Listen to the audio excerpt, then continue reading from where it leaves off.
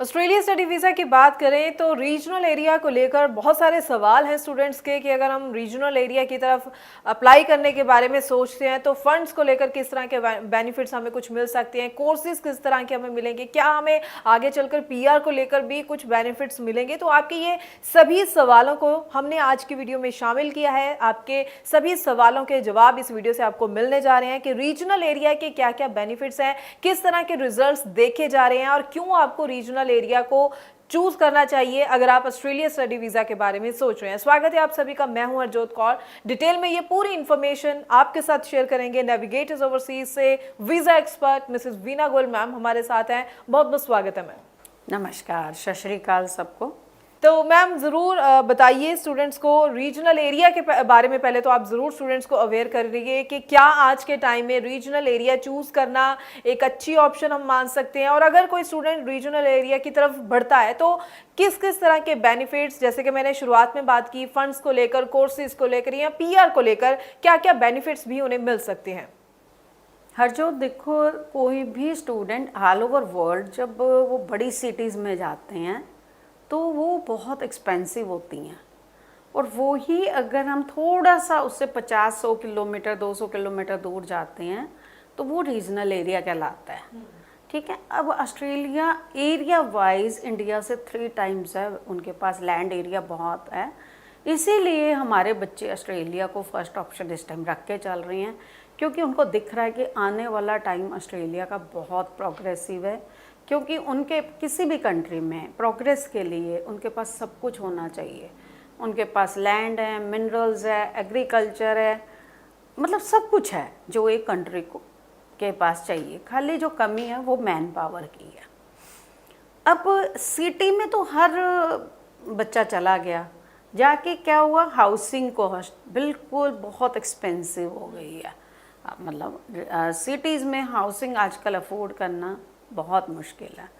अब regional area का सबसे बड़ा बेनिफिट क्या होता है कि एक तो बच्चा जब वहाँ पे जाके अपने सेटल होता है, कोर्स कंप्लीट करता है, तो उस टाइम उसको अकोमोडेशन बहुत चीप मिलती है।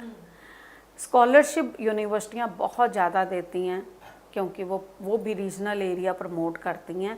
और जो रीजनल एरिया की गवर्नमेंट है, जैसे वेस्टर्न ऑस्ट्रेलिया की गवर्नमेंट अलग होगी, साउथ ऑस्ट्रेलिया की अलग होगी, एनएसडब्ल्यू की अलग होगी, तो ये गवर्नमेंट्स भी जो हैं प्रमोट करती हैं, वो इनविटेशन देती हैं स्टूडेंट्स को स्टडीज़ कंप्लीट होने के बाद सेटल होने के लिए मौका भी देती हैं। तो स्टेट नॉमिनेशन उसको कहा जाता है। तो बहुत सारे बच्चों को पढ़ाई करते करते जैसे अगर वो वहाँ पे जॉब ऑप्ट करना चाहते हैं तो और सेटल होना चाहते हैं तो वो स्टेट नॉमिनेशन के थ्रू ऑप्ट कर सकते हैं।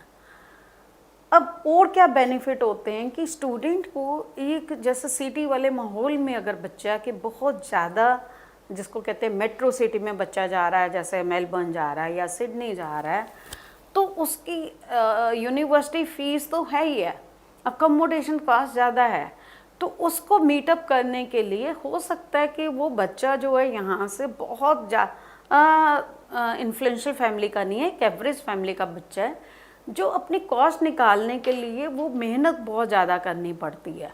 वहीं अगर ये रीजनल एरिया में जा रहा है तो इसको अकोमोडेशन कास्ट हाफ से भी कम पड़ रही है, तो फिर इस पर वर्क प्रेशर कम है और इसका जो ध्यान है वो पूरा पढ़ाई में लगता है। अब अगर ये वर्क पे ज़्यादा ध्यान देगा तो ये पढ़ाई में जो इसकी असाइनमेंट्स हैं या जो भी आगे इसका सिस्टम है उसमें ये फेल हो सकता है। अगर फेल होगा फिर यूनिवर्सिटी को इसको दोबारा पैसे देने हैं उस सब्जेक्ट को क्लियर करने के लिए, फिर से एडमिशन उस सब्जेक्ट के लिए लेनी है। तो अगर इसको पूरा अच्छे से टाइम स्टूडेंट को अपने लिए मिल रहा है और वो असाइनमेंट में अच्छे से टाइम निकाल के असाइनमेंट बना पा रहा है तो वो फेल नहीं हो रहा है।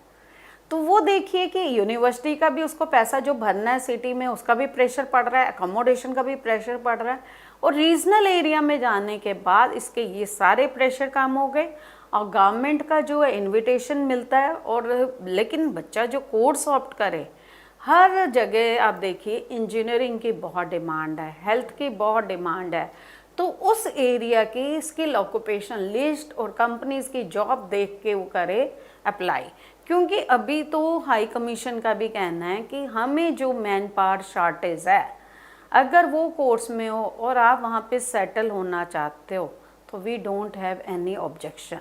जो मैं डाटा पढ़ रही थी ऑस्ट्रेलिया का, कि वहाँ जाके बच्चे जब एक्चुअल में जो बच्चे वहाँ पे सेटल होते हैं तो वो जो स्किल की जो डिमांड है उस डिमांड को शायद 20% ही पूरा कर पाते हैं। तो ऑस्ट्रेलिया में जो एक्चुअल में डिमांड है स्किल की वो पूरी नहीं हो पा रही है। इसलिए और स्टूडेंट कहता है कि मेरे को अगर जॉब नहीं मिली, जॉब 101% मिलेगी अगर आपके स्किल वही हैं जो वहाँ की जॉब शॉर्टेज है या वर्ल्ड में जो जॉब शॉर्टेज है। अगर आप वो कोर्सेज करोगे तो आप कभी भी जॉबलेस नहीं रहोगे। और जॉबलेस की भी बात अलग है, आप अच्छी सैलरी में काम करोगे, उनसे भी डबल सैलरी में काम करोगे, लेकिन कोर्स आपका अच्छा होना चाहिए। रीजनल एरिया के जो बेनिफिट है, पीस ऑफ माइंड है, कम फीस होगी और आपके अकोमोडेशन कॉस्ट कम होगी, स्कॉलरशिप अपॉर्चुनिटीज़ ज़्यादा होंगी, सेटलमेंट ऑप्शन ज़्यादा होएगी। जी, तो ढेर सारे फ़ायदों के साथ आप भी रीजनल एरिया की ऑप्शन के साथ आगे ज़रूर बढ़ सकते हैं, लेकिन आपकी प्रोफाइल के अकॉर्डिंगली आपको कहाँ जाना चाहिए, किस तरह कोर्सेज़ के साथ आगे जाना चाहिए या फिर किस तरह की स्कॉलरशिप्स आपको मिल सकती है ताकि आप ज़्यादा से ज़्यादा बेनिफिट्स का फ़ायदा ज़रूर ले सकें। तो उसके लिए स्क्रीन पर लगातार नंबर डिस्प्ले है, इस पर कॉल कीजिए, पूरी जानकारी लीजिए या फिर नेविगेटर्स ओवरसीज़ के चंडीगढ़ ऑफिस में विजिट कीजिए। अपने डॉक्यूमेंट ज़रूर साथ लेकर आइए ताकि असेसमेंट करके पूरी तरह से जाँच परख के आपको सही ऑप्शन जो है गाइड की जा सके। बहुत बहुत थैंक्स मैम, आपने आज ढेर सारे फायदे जो है स्टूडेंट्स को बताए हैं। रीजनल एरिया को लेकर कई तरह के सवाल हमारे पास लगातार स्टूडेंट्स के आ रहे थे। आई होप स्टूडेंट्स को काफ़ी कुछ नया ज़रूर जानने को मिला है। और भी कोई सवाल हो आपका तो आप ज़रूर कमेंट सेक्शन के ज़रिए भी हमारे साथ शेयर कर सकते हैं। आगे भी हम इसी तरह से स्टूडेंट्स के लिए और इन्फॉर्मेटिव वीडियोज़ लेकर आते रहेंगे। फिलहाल के लिए हमें दीजिए इजाज़त। Thank you so much. Thank you.